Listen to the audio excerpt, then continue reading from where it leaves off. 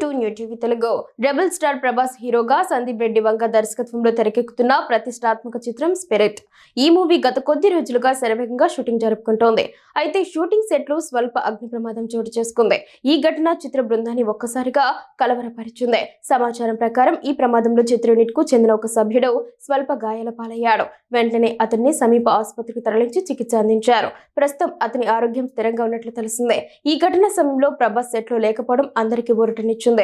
అగ్ని ప్రమాదం కారణంగా సెట్లో ఏర్పాటు చేసిన కొన్ని టెంట్లు అలాగే చిత్రీకరణకు ఉపయోగించే పరికరాలు కొంతవరకు దగ్ధమైనట్లు సమాచారం.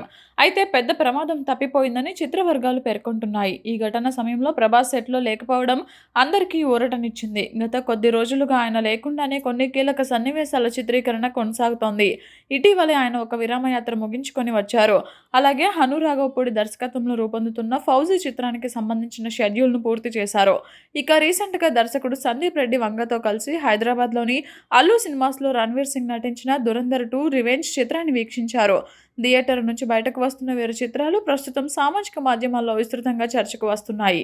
ఇక ప్రభాస్ నటించిన ఫౌజీ చిత్రం ఈ ఏడాది దసరా సందర్భంగా విడుదలయ్యే అవకాశాలు ఉన్నట్లు తెలుస్తోంది.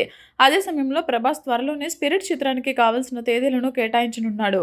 స్పిరిట్ ఒక పోలీస్ నేపథ్య కథగా రూపొందుతుండగా ఈ చిత్రాన్ని 2027 మార్చిలో విడుదల చేయాలని నిర్మాతలు ఇప్పటికే ప్రకటించారు. ఏది ఏమైనా స్పిరిట్ షూటింగ్ సమయంలో జరిగిన ఈ అగ్ని ప్రమాదం పెద్ద నష్టాన్ని కలిగించకపోవడం ఊరటనిచ్చింది. త్వరలోనే చిత్రీకరణ మళ్ళీ ప్రారంభమవుతుందని, సినిమా పనులు వేగంగా కొనసాగనున్నాయని సమాచారం.